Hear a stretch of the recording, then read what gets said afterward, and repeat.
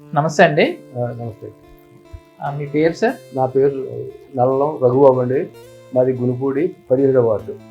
నేను ఉమా సోమేశ్వర జనార్దన స్వామి వారి దేవస్థానానికి ట్రస్ట్ బోర్డు సభ్యులుగా మన ప్రీతమ శాసనసభ్యులు గండి శ్రీనివాస్ గారు నన్ను నియమించడం నాకు చాలా ఆనందదాయకం.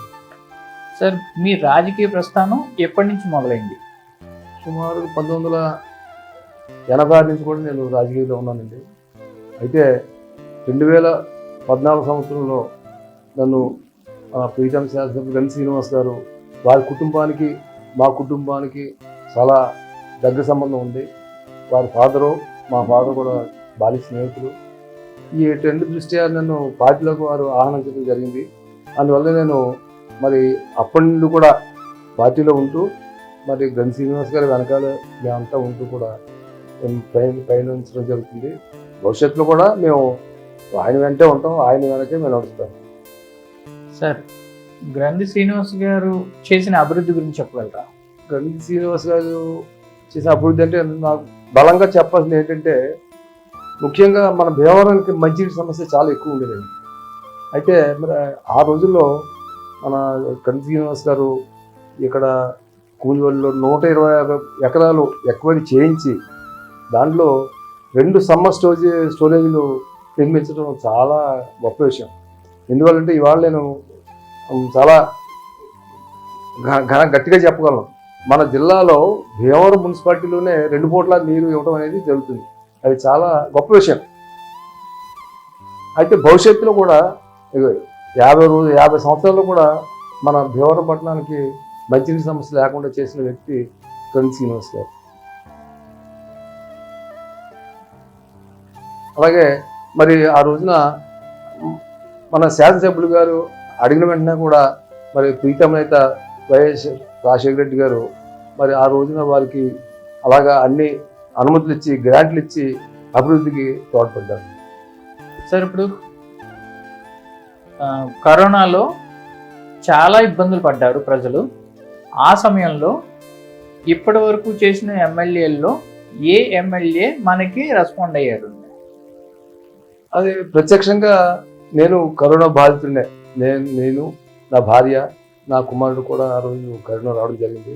నేను వెంటనే మన ఎమ్మెల్యే గారికి ఫోన్ చేస్తే స్వయంగా ఆయనే, ఇప్పుడు కూడా ఆయన ఫోన్లో అందుబాటులో ఉంచేవారు, వారే మాట్లాడేవారు.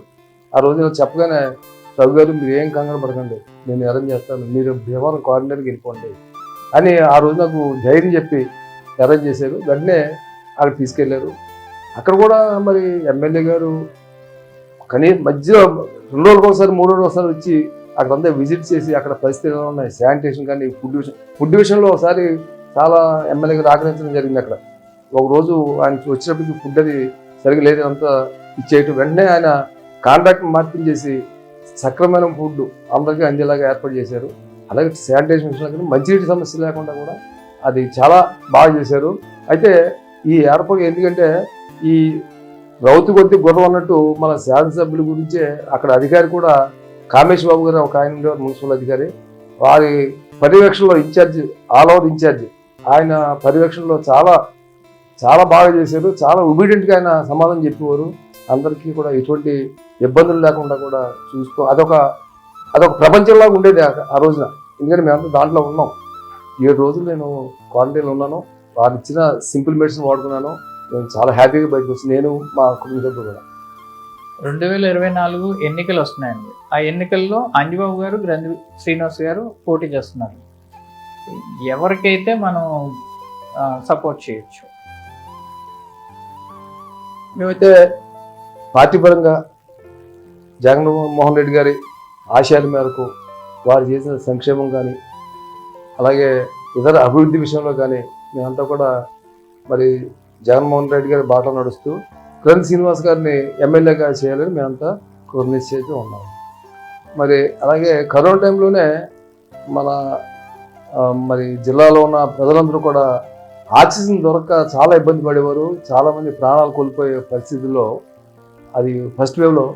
అప్పుడు మరి చాలా ఉదారంగా మన గవర్నమెంట్ హాస్పిటల్లో ఆక్సిజన్ ప్లాంట్ ఏర్పాటు చేయడం జరిగింది. దాని ద్వారా మరి చాలామందికి మరి ఇబ్బందులు లేకుండా కూడా ఆ ఆక్సిజన్ ప్లాంట్ ద్వారా ఆక్సిజన్ అందించడం కూడా చాలా గొప్ప విషయంగా నేను భావిస్తాను. అలాగే మరొక విషయం ఏంటంటే మన భీమవరం క్వారంటైన్కి చాలా మంచి పేరు వచ్చిందండి. దానికి కారణం ఎవరంటే మన ఎమ్మెల్యే గారు. ఎందుకంటే చాలా మంది చుట్టుపక్కల విలేజెస్ ఉన్నా కూడా అందరూ కూడా భీమవరం క్వారంటైన్లో చాలా బాగుందంటండి, అందువల్ల అక్కడ మమ్మల్ని రిపోర్ట్ చేయండి అని చాలా మంది పేషెంట్లు అడిగితే, అయితే అక్కడ సరిపోదు, ప్లేస్ సరిపోదని అక్కడ మన పాలకొల్లు ఇంత అనుకో అలాగా వాళ్ళు కొంచెం డైవర్ట్ చేసేవారు. చాలా ఆ విషయం మాత్రం మన భీమవరం క్వారంటైన్కి చాలా మంచి పేరు వచ్చిందని చెప్పగలను. సార్ ఇప్పుడు భీమవరంలో అభివృద్ధి జరగలేదు గన్ శ్రీనివాస్ గారు విషయంలో అనేసి కొంతమంది రూమర్స్ ఉన్నాయి, అది మీరేం చెప్తారు? అభివృద్ధి విషయంలో మనకి పబ్లిక్గా కనిపించేది రోడ్ల విషయంలో అన్ని సీసీ రోడ్లు, అలాగే డ్రైనేజీలు, పైప్ లైన్లు అన్నీ కూడా అన్ని చోట్ల చాలా అద్భుతంగా చేయించడం జరిగింది. అలాగే ఆ విషయంలో ఆ కాంట్రాక్టుల్లో కూడా పనుల్లో కూడా నాణ్యత లోపం లేకుండా పెర్ఫెక్ట్గా మంచి మంచి కాంట్రాక్టులతో మరి రోడ్లను నిర్మించడం జరిగింది. అలాగే మరి ప్రత్యేకంగా చెప్పాలంటే 100 పడకల ఆసుపత్రి గురించి మనం ఎంత చెప్పుకుని తక్కువే. ఎందుకంటే ఆ రోజు మరి 4 ఎకరాల వారి కుటుంబ సభ్యులందరూ కలిసి మరి గవర్నమెంట్ హాస్పిటల్కి వాళ్ళు ఇచ్చి ఉదారంగా ముందుకు వచ్చి దాన్ని ముందుకు నడిపించడం జరిగింది. దానికి తగ్గట్టుగా మరి మన జగనన్న ప్రభుత్వం కూడా మధ్య మధ్యలో గ్రాంట్లు రిలీజ్ చేస్తూ అలాగే ఆ 100 పడకల ఆసుపత్రిని త్వరలోనే మనం అభివృద్ధి చేసి మనం ప్రారంభోత్సవం చేసుకునే టైము దగ్గరలో ఉందని నేను ఈ సందర్భంగా తెలియజేస్తున్నాను. నమస్కారం సార్, మీరు ఈ సమయాన్ని కేటాయించి మా స్టూడియోకి వచ్చినందుకు కృతజ్ఞతలు సార్. Thank you.